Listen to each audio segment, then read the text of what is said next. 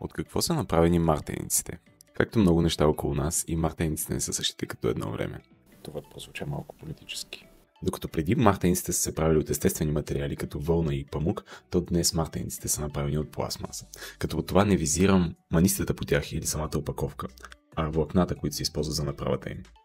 Закачайки мартеници по дърветата, ние не само допринасяме за замърсяването с пластмаса в околната среда, но и нараняваме дърветата. Те буквално израстват върху синтетичните мартеници. Нишките, приличащи на естествена вълна, всъщност са от акрил, който е вид пластмаса. Така традицията се напасва на индустрията. Но как изглежда мартеницата под микроскоп? При чисто нова мартеница, закупена от магазин, нишките са изключително гладки и много лесно можем да разпознаем, че това не е нито памук, нито вълна.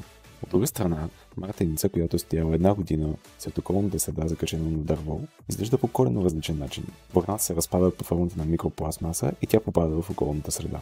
Този пост не е антибългарски или политически, а чисто информативен. В този ред на мисли ето и нашият призив.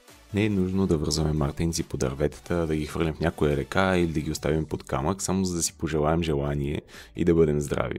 Нека си пожелаем чиста природа. След като свалите мартениците, запазете ги вкъщи. Така ще можете да ги ползвате, да им се радвате и да ги подарявате и през следващите години.